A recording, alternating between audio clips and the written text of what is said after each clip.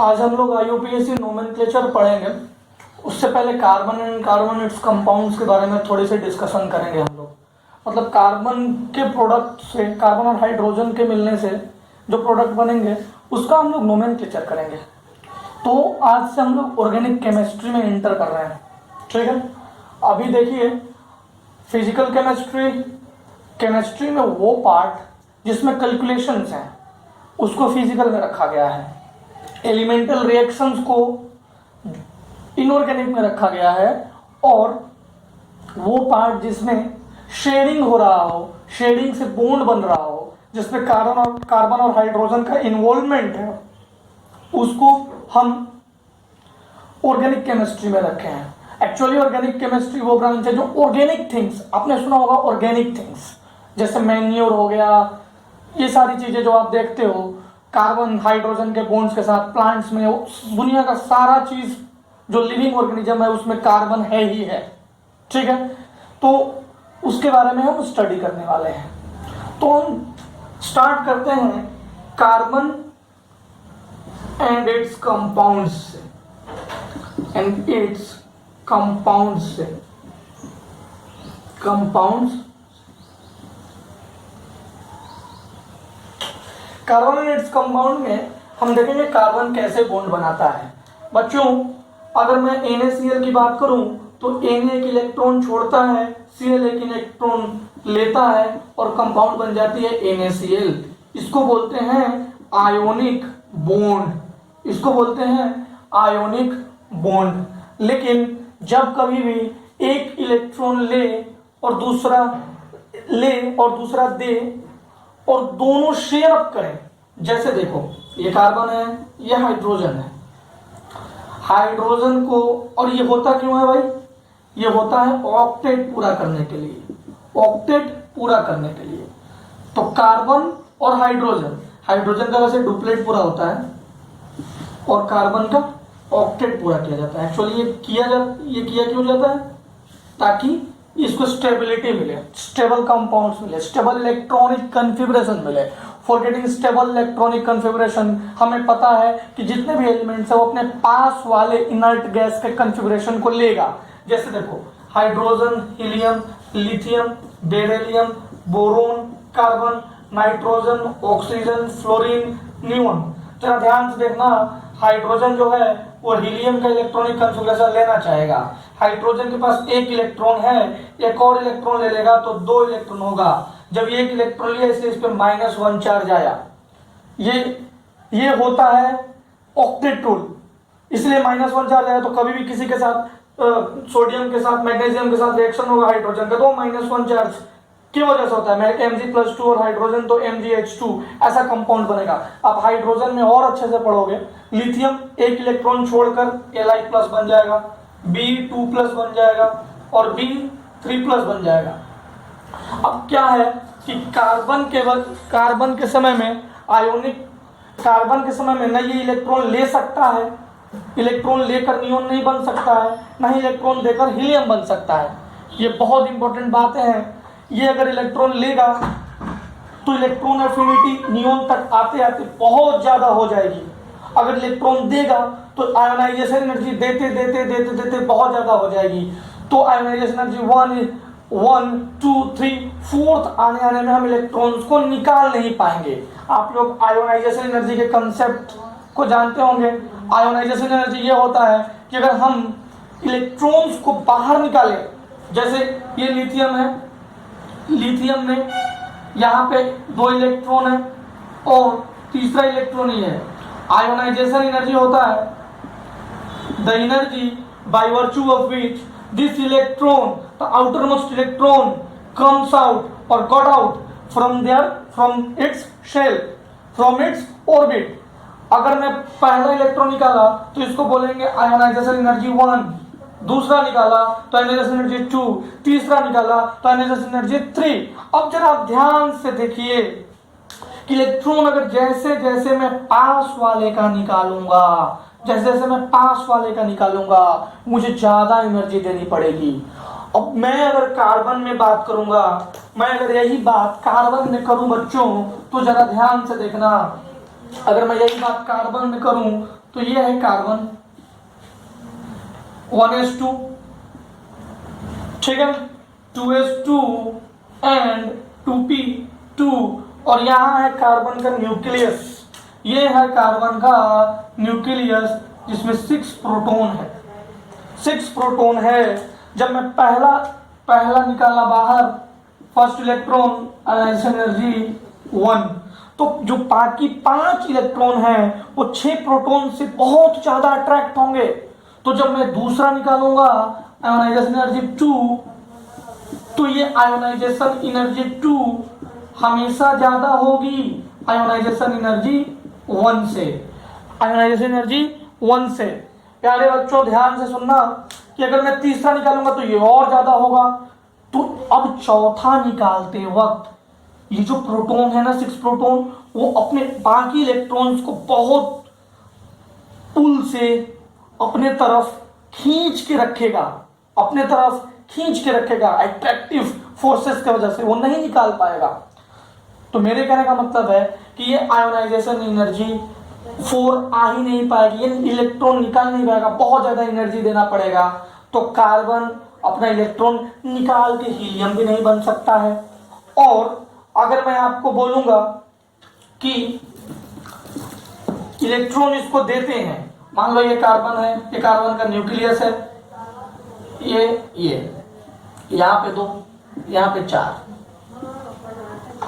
अगर एक इलेक्ट्रॉन दिया तो इलेक्ट्रॉन एफिनिटी 1, दूसरा दिया तो इलेक्ट्रॉन एफिनिटी 2, अब तीसरा दिया तो इलेक्ट्रॉन एफिनिटी 3। अब जरा ध्यान से देखो, जैसे जैसे हम इलेक्ट्रॉन दे रहे हैं इलेक्ट्रॉन एफिनिटी बढ़ेगी। क्यों बढ़ेगी बच्चों? इसलिए बढ़ेगी क्योंकि दूसरे इलेक्ट्रॉन्स को आने में इसके पास तो अब 7 इलेक्ट्रॉन है, तो ये दूसरा इलेक्ट्रॉन आता रहेगा तो ज्यादा रिपल्सन होगा, तीसरा आएगा तो और ज्यादा रिपल्सन होगा, चौथा आ ही नहीं पाएगा। क्यों बच्चों? क्योंकि इतना रिपल्सन होगा कि ये चौथे इलेक्ट्रॉन्स को आने ही नहीं देंगे। तो कार्बन के लिए 4 इलेक्ट्रॉन लेना भी मुश्किल, ये भी मुश्किल, 4 इलेक्ट्रॉन देना भी मुश्किल और 4 इलेक्ट्रॉन लेना भी मुश्किल। वो कंपाउंड जो 4 इलेक्ट्रॉन ना डोनेट कर सकते हैं, प्लस ना उन पे आ जाए, ना 4 इलेक्ट्रॉन वो ले सकते हैं, ऐसे कंडीशन में वो कोवेलेंट बॉन्ड बनाते हैं। वो कौन से बॉन्ड बनाते हैं बच्चों? कोवेलेंट बॉन्ड बनाते हैं। यहां तक कोई दिक्कत नहीं, मैं आपको कोवेलेंट बॉन्ड के बारे में बताता हूं, ठीक है? ठीक है।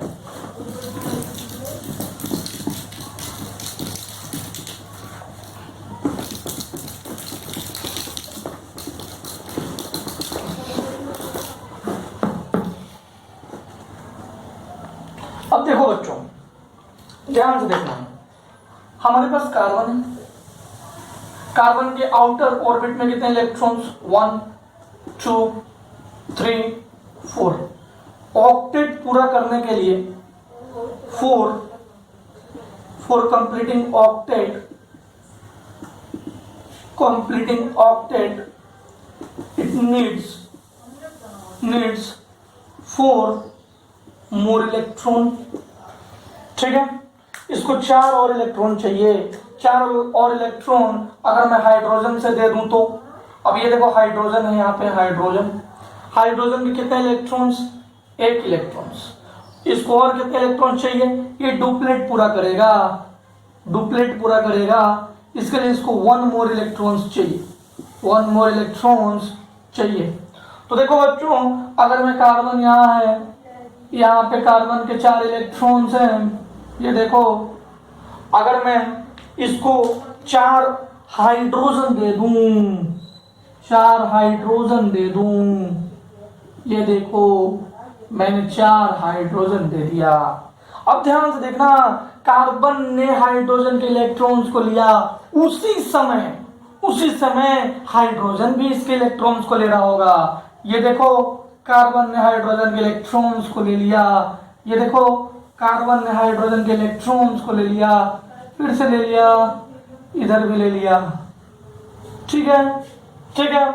उसी समय हाइड्रोजन भी कार्बन से इलेक्ट्रॉन्स ले, देखो उसी समय हाइड्रोजन भी कार्बन से इलेक्ट्रॉन ले, इसी को कहते हैं sharing, sharing and also known as covalent bond. इसको कहते हैं कोवेलेंट बॉन्ड, मतलब इसका इलेक्ट्रॉन इससे शेयर हुआ, कार्बन का इलेक्ट्रॉन इससे शेयर हुआ, तो हम लिख सकते हैं for completion of stable bond creation if sharing is taking place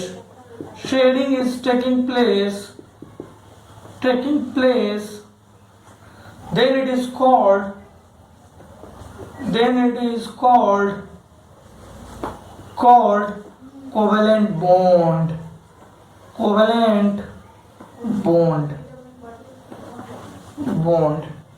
okay, बहुत इजी है। और इसी कार्बन हाइड्रोजन ऑक्सीजन भी आके डबल बॉन्ड बनाएगा, नाइट्रोजन भी आके डबल बॉन्ड बना सकता है, उसी के बारे में हम स्टडी करने जा रहे हैं। तो देखो क्या है कि ये अलग ब्रांच ऑफ केमिस्ट्री है। मैंने आपको बताया organic chemistry, this is a branch of chemistry in which we will discuss about carbon and its compounds. Why carbon is organic, why carbon is always in organic chemistry? It is because all organic matters contains carbon, all organic matters contains carbon।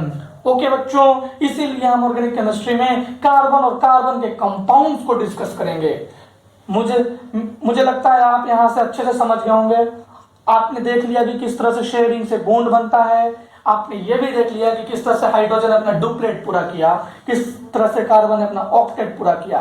तो अगर जैसे कि हमने इसको कहते हैं Levi's dot structure, ये जो मैंने आपके स्क्रीन पे स्ट्रक्चर बनाया है उसको बोलते हैं Levi's dot structure.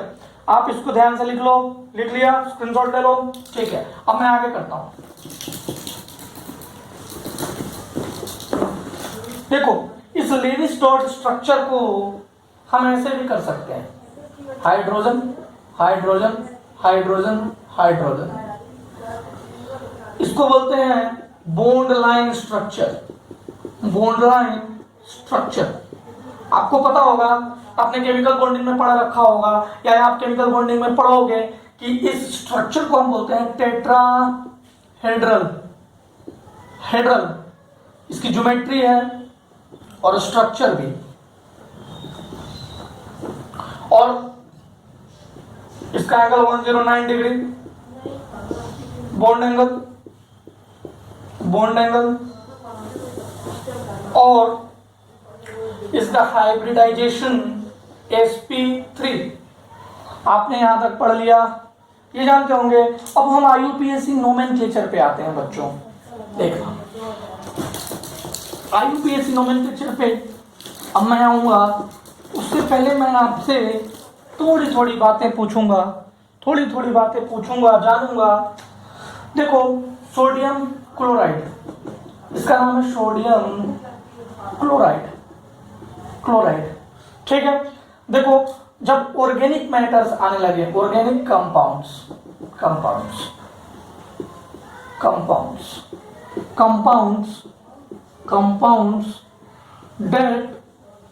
that contains carbon, compounds that contains carbon। अब जरा ध्यान से सोचिए कि ऑर्गेनिक कंपाउंड्स है, कंपाउंड्स that contains carbon, तो इसके लिए नेमिंग भी डिफरेंट होगा, डिफरेंट नेमिंग। तो देखो हर जगह पे दूसरे नेमिंग होने लगे। अमेरिका में कुछ नेमिंग होने लगा, और रसिया में कुछ नेमिंग होने लगा, इंडिया में कुछ नेमिंग होने लगा। इंडिया वाले परेशान हो गए, हम क्या नाम रखें। एशिया वाले परेशान होने लगे, हम क्या नाम रखें।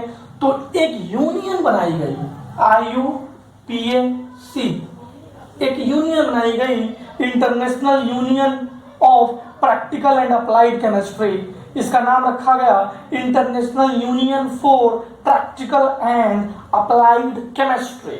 इस IUPAC यूनियन ने नेमिंग के रूल्स डिसाइड किए कि यही नाम चाहे इंडिया हो, चाहे पाकिस्तान हो, चाहे कहीं भी हो, यही नेम चलेगा। नाम को हम बदल नहीं सकते हैं, ताकि पढ़ने वाले को, बुक्स लिखने वाले को, स्टूडेंट्स को, प्रोफेसर्स को, रिसर्चर्स को, सबको एक कंपाउंड है, उसको एक ही नाम पढ़ना पड़े। अब आप सोचो, आपका नाम है, मान लो किसी का नाम है महेश, ठीक है, किसी का नाम महेश है। अगर मैं इसको चार और नाम से बुलाना शुरू कर दूं, चार और नाम से बुलाना शुरू कर दूं, और ये चार नाम गांव के चार और लड़कों का है, गांव के चार और लड़कों का ये चार नाम है, तो जब मैं मान लो महेश का नाम रख दूं सुरेश, तो अगर मैं सुरेश बोलूंगा तो महेश भी आ जाएगा और गांव का दूसरा लड़का भी आ जाएगा। तो एक आइडेंटिकल नेम रखना कितना इंपॉर्टेंट है, क्या आप मेरी बात समझ गए? इसलिए आईयूपीएससी ने सारे कंपाउंड्स के, सारे ऑर्गेनिक कंपाउंड्स के आइडेंटिकल नेम रखने की सलाह दी। सबने मिलकर उस सलाह को मानी, सबने मिलकर उस कंपाउंड्स को कैसे नेमिंग करेंगे इस चीजों को समझा, रिसर्च किया, लोगों ने बैठकर सबका नाम लिखा, आईयूपीएससी ने मान्यता दी। बहुत सारे कॉमन नेम्स हैं जैसे बेंजीन, ऐसे कॉमन नेम्स को भी आईयूपीएससी नेम का दर्जा दिया गया। इसके भी सारे चीजों को सभी ने माना, ठीक है, उसके बारे में भी हम डिस्कस करेंगे। ओके, तो देखो बच्चों, डिफरेंट नेमिंग होगा। नेमिंग दो चीज होता है, एक आईयूपीएससी नेमिंग और दूसरा common naming. Common name, आईयूपीएससी naming क्या है? It is for all countries. Common naming क्या है? Common naming is just for few countries. हो सकता है इंडिया में उसे कुछ और बोला जाता होगा, विदेशों में कुछ और बोला जाता होगा, ठीक है। यहां तक कोई दिक्कत? आई थिंक यहां तक आपको कोई परेशानी नहीं आई होगी। अब हम धीरे धीरे आईयूपीएससी नोमेनक्लेचर में आगे बढ़ना चाहते हैं, ठीक है।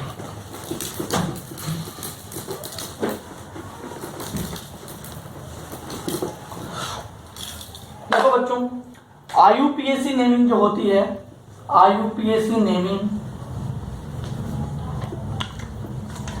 ये कुछ स्तंभों पे होती है। मतलब इसमें कुछ सेक्ट्स हैं, सेक्शंस हैं। वो सेक्शंस के बारे में मैं एक एक करके आपको पढ़ाऊंगा।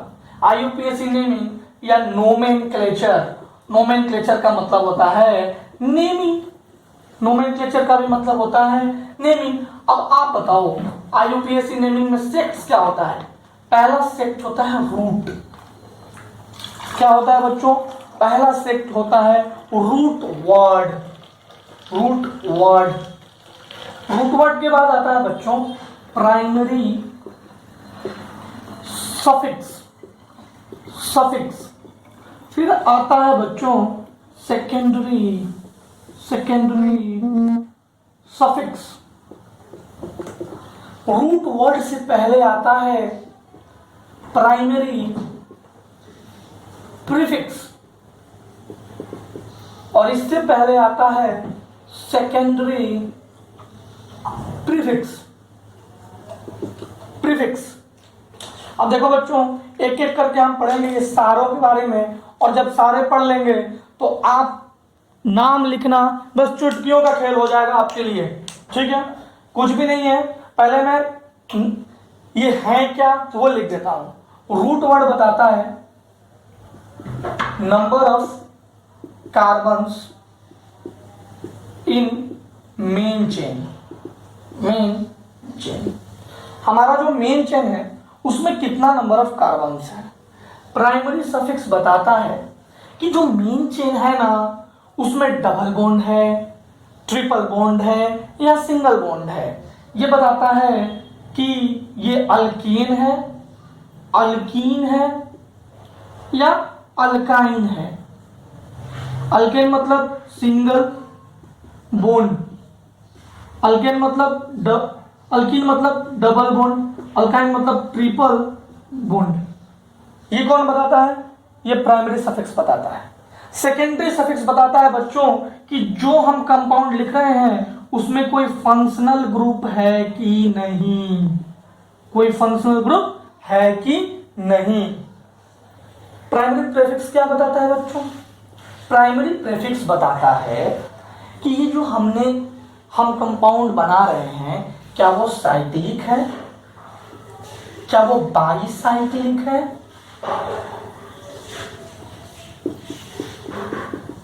क्या वो स्पाइरो है। नेचर ऑफ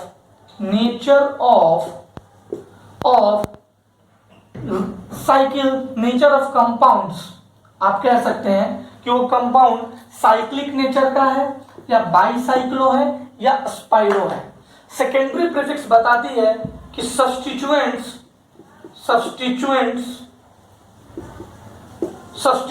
कौन कौन से लगे हुए हैं।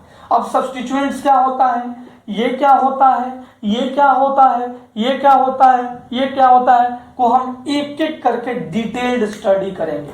आप इसको ध्यान से देखो, स्क्रीन पर स्क्रीनशॉट ले लो। अब मैं एक एक करके बताऊंगा। सबसे पहले रूट वर्ड बताऊंगा।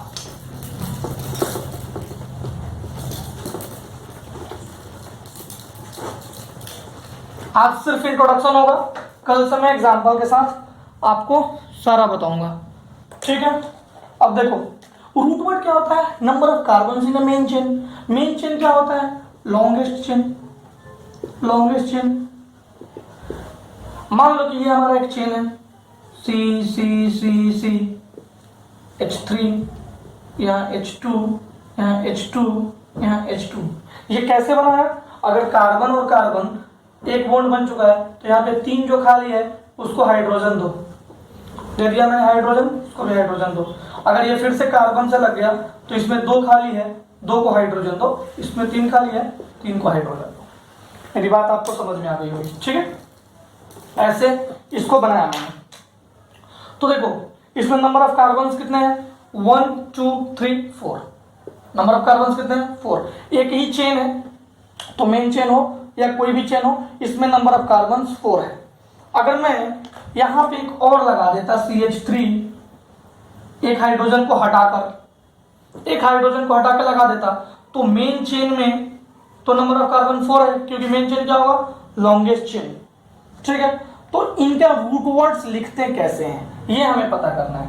देखो रूट वर्ड्स में अगर एक कार्बन हो तो उसको बोलेंगे मिथ, 2 कार्बन हो तो उसको बोलेंगे इथ, 3 कार्बन हो तो प्रोप, 4 कार्बन हो तो ब्यूट, 5 कार्बन हो तो पेंट, 6 कार्बन हो तो हेक्स, ठीक है।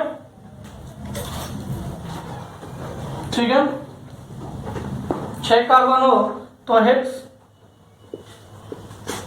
7 कार्बन हो तो हेप्ट, 8 कार्बन हो तो ओक्ट, 9 कार्बन हो तो नून, 10 कार्बन हो तो डेक, 11 कार्बन हो तो अनडेक। आगे नहीं आता है बच्चों, ठीक है। ये याद करें, ये नंबर ऑफ कार्बन से मिथ इथ प्रोप ब्यूट ये रूट वर्ड आएगा, यही है root word. Number of carbon को कैसे लिखेंगे, मिथ इथ प्रोप ब्यूट। अगर 1 हुआ तो मिथ, 2 हुआ तो इथ, 3 हुआ तो प्रोप, 4 हुआ तो ब्यूट, 5 हुआ तो पेंट, 6 हुआ तो हेक्स, 7 हुआ तो हेप्ट, 8 हुआ तो ओक्ट, 9 हुआ तो नोन, 10 हुआ तो डेक, 11 हुआ तो अनडेक। ये था रूट वर्ड। आप इसे अच्छे से लिख लें, ठीक है।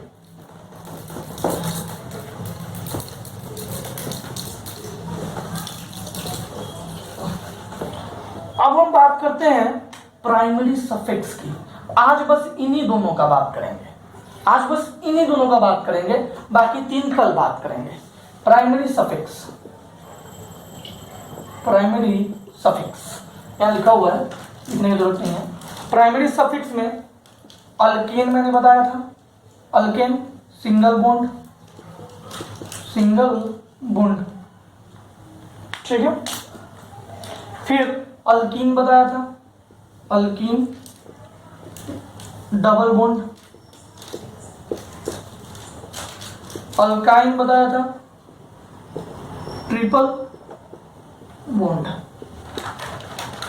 मतलब ये सिंगल बॉन्ड है CC, ऐसे लिख सकते हैं CC है, ये डबल बॉन्ड है C डबल बॉन्ड C, और ये ट्रिपल बॉन्ड है C ट्रिपल बॉन्ड C। देखो ये जो चीजें हैं ये bonds alkane alkene alkyne, it is the nature of carbon carbon bond. ऐसा मत कर देना कि सी डबल बॉन्ड ओ हो गया, कार्बन और ऑक्सीजन के बीच में बॉन्ड बन रहा है तो आपने डबल बॉन्ड कर दिया। कार्बन और नाइट्रोजन के बीच में सी ट्रिपल बॉन्ड एन बन गया तो आप उसको ट्रिपल बॉन्ड अल्काइन लिख देना, वो नहीं है। ये है कार्बन कार्बन के बीच में ही बॉन्ड होना चाहिए। तो देखो प्राइमरी सफिक्स मतलब इसका कुछ पार्ट है जो लास्ट में ऐड हो जाएगा। तो इसके लिए अल्केन के लिए प्राइमरी सफिक्स होगा ANE, अल्कीन के लिए प्राइमरी सफिक्स होगा ENE, अल्काइन के लिए प्राइमरी सफिक्स होगा YNE। जरा ध्यान से देखिए, मैं एक क्वेश्चन 2-3-4 क्वेश्चन करके आपको दिखाऊंगा, इसके बाद पिक्चर बिल्कुल क्लियर हो जाएगी कि आखिर मैं कहना क्या चाहता हूं। ठीक है बच्चों, देखो कुछ एग्जांपल्स मैं लेता हूं।